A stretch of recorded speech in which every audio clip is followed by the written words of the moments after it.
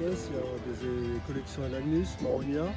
Ici, devant toi, on a une collection Hibiscus avec derrière des dossiers de variétés en DHS. Et là, on va arriver sur la plateforme culture en conteneur.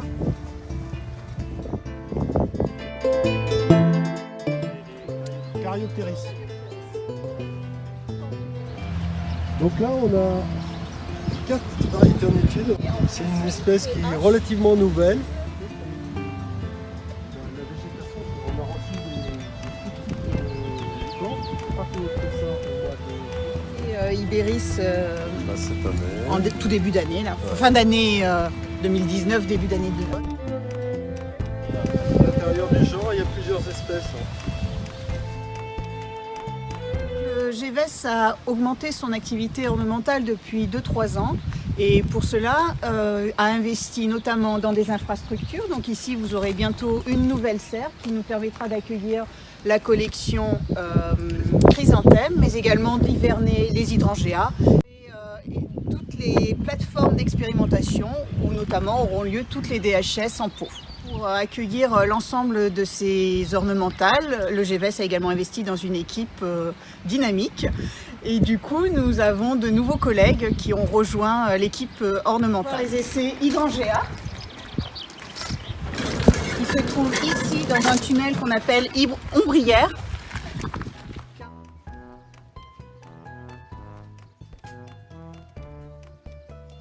Donc toutes les variétés candidates à un examen DHS sont reçues et afin de préserver l'anonymat de ces variétés, elles sont toutes codées sous la forme d'un code qui est interne au GEVES, ce qui nous permet de les évaluer en toute impartialité. A l'inverse, les variétés de collection sont elles identifiées avec la dénomination de la variété qui peut être sous forme de dénomination de fantaisie ou bien sous forme de code, comme ici.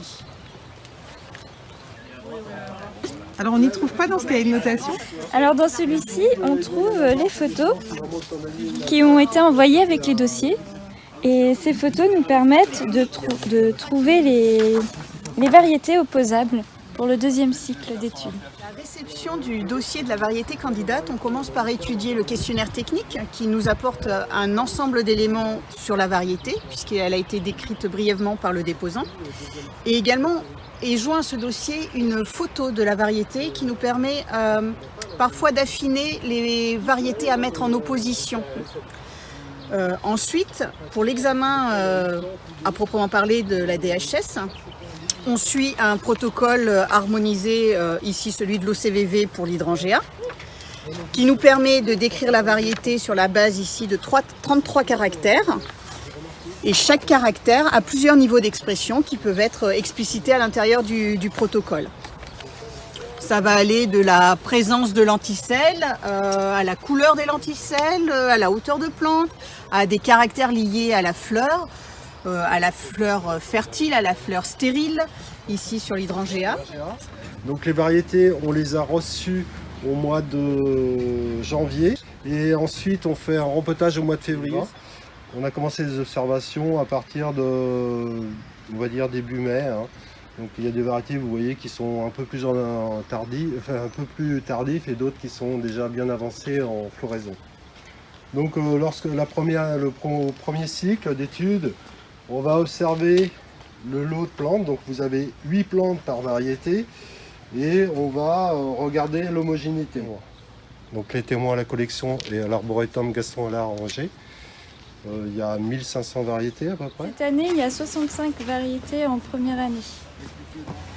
Pour la DHS, on commence souvent par le H, parce que si l'ensemble que l'on observe de la variété n'est pas homogène, on ne pourra pas la décrire et on ne pourra pas ensuite la comparer aux autres variétés qui sont à côté. Pour évaluer l'homogénéité, on va regarder pour chacun des caractères que l'ensemble du matériel qui est devant nous présente bien le même niveau d'expression. Pour cela, pour chaque espèce, on dispose d'ABAC qui ont été définis et qui nous indiquent que pour un échantillon de cette taille-là, un certain nombre d'orthtypes sont tolérés. Ensuite, une fois qu'on a fait la carte d'identité de la variété et qu'on a on s'est assuré que la variété était homogène, on la compare aux variétés les plus proches et on assure le D, la distinction. Par exemple, ici, vous avez deux variétés qui sont très proches l'une de l'autre et on les a distinguées notamment par la hauteur de plante et le diamètre de la fleur fertile. Ouais, mais on regarde ça, tu vois. Alors, je pense qu'on va suivre l'année prochaine parce que là, c'est dur de... Parce qu'en début de floraison, tout est homogène. Voici par exemple un problème d'homogénéité que nous avons rencontré sur cette variété candidate qui est assez flagrant. Sur les 8 plantes que nous avons reçues, nous en observons 2 qui sont clairement différentes du fond de la variété.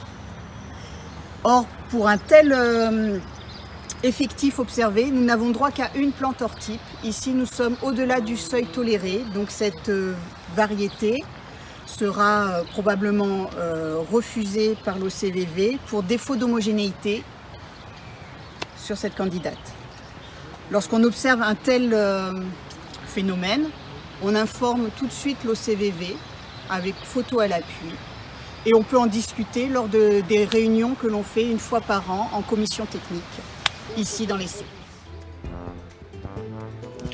Durant l'examen DHS, l'ensemble de nos observations sont consignées dans un cahier de notation où l'on note toute la date à laquelle on fait les observations, éventuellement qui a fait l'observation. Et nous suivons durant plusieurs semaines, voire plusieurs mois, les variétés, ce qui nous permet de tracer un événement inattendu ou pas.